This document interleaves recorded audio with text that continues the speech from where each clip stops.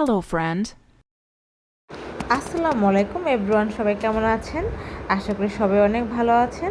আমি সুবর্তি খান প্রতিদিনের মতো আজকেরও চলে এলাম ডেলি ব্লগ, ডেলি রান্নার একটা ভিডিও নিয়ে।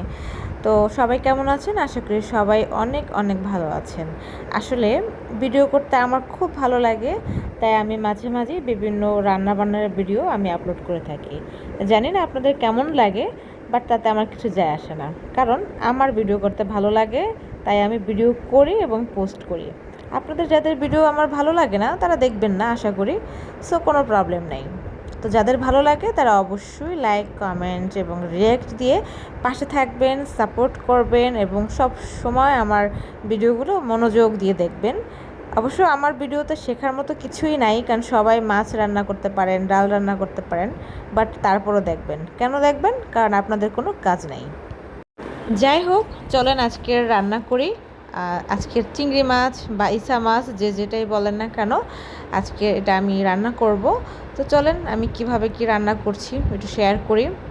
আসলে ফেসবুক এমন একটা জায়গা, এখানে আসলে এখন শুধু মানুষ বিনোদনের জন্য কাজ করে না বা সময় দেয় না, এখানে প্ল্যাটফর্ম আছে, সেটা হচ্ছে একটা আর্নিংয়ের বিশেষ ব্যবস্থা আছে।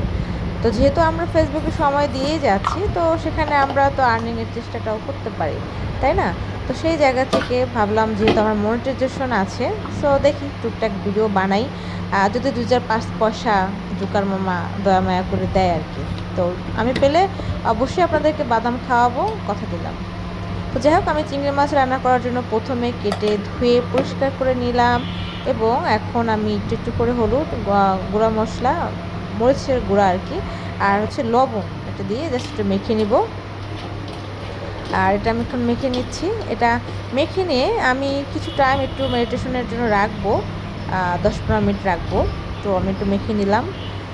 তো আপনারা কে কে চিংড়ি মাছ পছন্দ করেন? আসলে চিংড়ি মাছে অনেকেরই অ্যালার্জি থাকে, তাই হয়তো অনেকে পছন্দ করা সত্ত্বেও খেতে পারে না, এটা খুবই দুঃখজনক।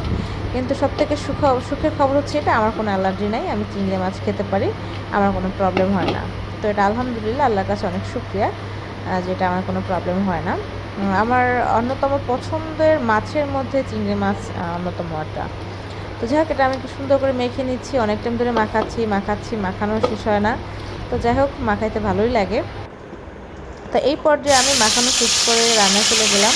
প্রথমে মশলাটা রেডি করে রেখেছিলাম, আমার স্পেশাল মশলা। হ্যাঁ, স্পেশাল বলতে এই মশলার মধ্যে আমি অনেক কিছু দিয়ে আর কি মশলাটা ব্লেন্ড করি একটু ডিফারেন্ট করার জন্য। তো অনেক সময় আমি ডিফারেন্ট করতে গিয়ে বাদ খাই অবশ্য, যাই হোক কিছু মনে করেন না। তো যাই হোক, আমি এখন মশলা কষাই নিলাম। তো আসলে ভয়েস দিতে গেলে না মাঝে মধ্যে মেজাজটা খারাপ হয়ে যায়, কারণ লং ভিডিওতে ভয়েস দিতে দিতে মেজাজ খারাপ হয়ে যায়, বাট কিছুই করার নাই। কারণ জুকার মামার ওই দেওয়া মিউজিক টিউজিক দিতে গেলে না 2 দিন পর পর কপিরাইট খাইতে হয়, আর ওই ভিডিওটা ডিলিট করে দিতে হয়। তো ওর জন্য কষ্ট হলেও ভয়েস দিচ্ছি। যাই হোক, এখন আমি মশলাটা কষিয়ে নিলাম এবং এক ফাঁকি দিয়ে হচ্ছে যে এটাকে হালকা বেশ ভেজে নিব, কারণ আমার কাছে মনে হয় একটু হালকা ভেজে দিয়ে নিলে চিংড়িটা মজা লাগে আর কি খেতে। তো আমি জন্য হালকা একটু ফ্রাই করে নিচ্ছি। তো মশলাটা কষানো হয়ে গিয়েছে, এই পর্যায়ে আমি আমার চিংড়ি মাছটাকে দিয়ে দেবো আমার কষানো মশলার ভেতরে। তো খুব সুন্দর একটা ঘ্রাণ আসতেছে, আপনাদেরকে শেয়ার করতে পারছি না ঘ্রাণটা, দুঃখিত, কিন্তু আমি পাচ্ছি। তো এই তো এরপরে ভুনা করলাম, অনেক টাইম চিংড়ি মাছটা একটু একটু করে ভুনা করলাম। তো কিছু টাইমের মধ্যেই আমার চিংড়ি মাছটা হয়ে যাবে আশা করি। তো এই তো অনেকটা হয়ে আসছে। তো আপনাদের এখানে শেখার কিছু নেই আমি জানি, তা আপনাদেরকে শেখানোর উদ্দেশ্যে আমি ভিডিও বানাই না, জাস্ট আমি কি করি আমার ভালো লাগে তাই আমি শেয়ার করি। তো আমার চিংড়ি মাছ রান্না করা শেষ, এই পর্যায়ে আমি একটা বাটিতে ঢেলে নিলাম। তো বেশ মজা হয়েছিল, আমি খেয়ে দেখেছি। তো সবাই ভালো থাকবেন, নেক্সট ভিডিওর জন্য অপেক্ষা করবেন।